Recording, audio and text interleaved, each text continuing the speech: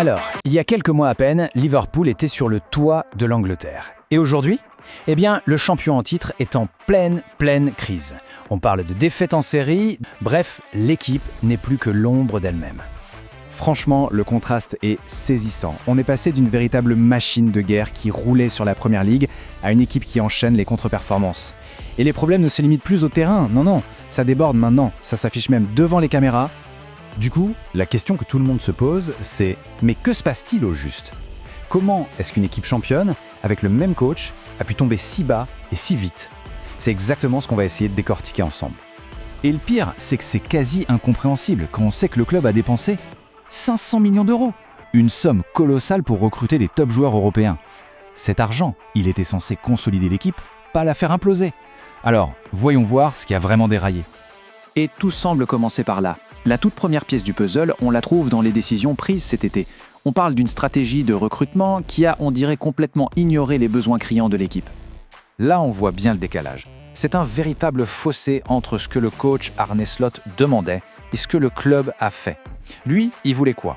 Un défenseur central solide, un vrai numéro 6 pour équilibrer le tout, et au final, la direction a fait des choix, disons, radicalement différents. Et les conséquences, on les voit aujourd'hui. Et là, on touche au sommet de l'absurdité. Le club signe Ekitike pour 90 millions. Ok, super recrue, mais juste après, il claque 150 millions sur Isak. Le résultat, on se retrouve avec 2 buteurs de classe mondiale, impossible de les mettre sur le banc. C'est un casse-tête sans nom pour le coach. Pendant que derrière, la défense, elle, prend l'eau.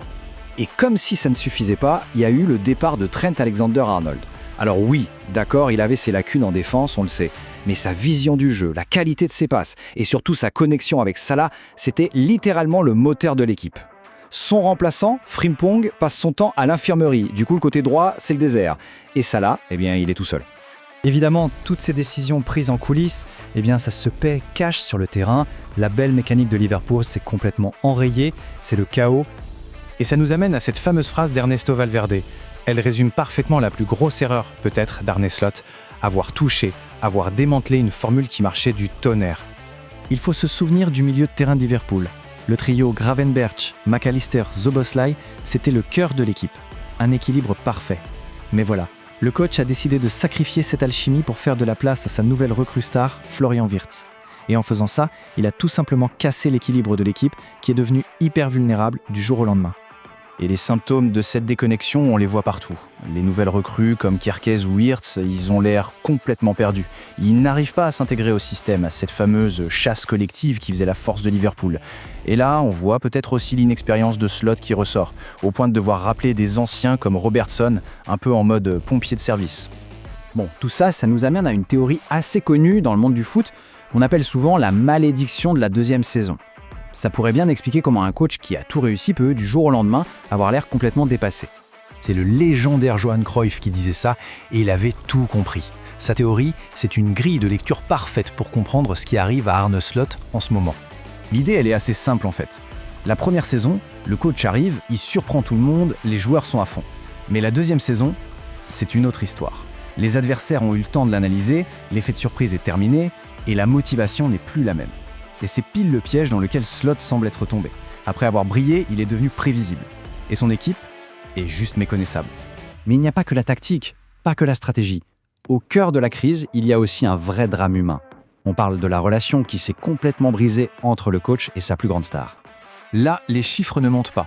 Après une saison juste stratosphérique où il portait littéralement l'équipe, la contribution de Mohamed Salah, que ce soit en but ou en passe décisive, elle s'est effondrée. C'est spectaculaire.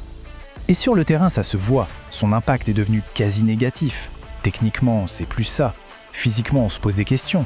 Il rate des occasions que l'an dernier, il mettait les yeux fermés. Bref, de leader, il est presque devenu un fardeau. Forcément, ce déclin, ça a créé un clash avec Dean Slot. Et certains pensent que le coach se sert un peu de la méforme de Salah comme d'une excuse parfaite. C'est le bouc émissaire idéal, le cintre sur lequel on peut accrocher tous les problèmes de l'équipe pour ne pas avoir à regarder ses propres erreurs en face. Et la situation est tellement tendue qu'on se demande si le point de non-retour n'a pas été atteint.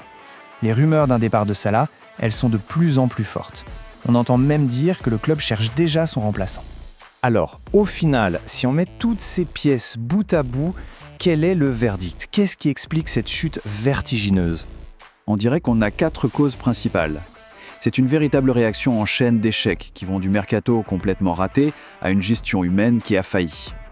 Ce qu'il faut retenir, c'est que ce n'est pas la faute d'une seule personne. C'est une crise à plusieurs têtes. Mais c'est vrai que la plus grosse part du gâteau, elle semble revenir aux erreurs stratégiques de la direction et aux décisions tactiques du coach. Quand la saison a commencé, tout le monde voyait Liverpool jouer le titre. C'était une évidence. La dure réalité aujourd'hui, l'équipe se bat pour accrocher une place en Ligue des Champions. Le décalage entre les espoirs et la réalité, il est abyssal. Et ça nous laisse avec la question finale, celle que tout le monde se pose. Est-ce que cette saison peut encore être sauvée ? Ou bien est-ce qu'il est déjà trop tard ?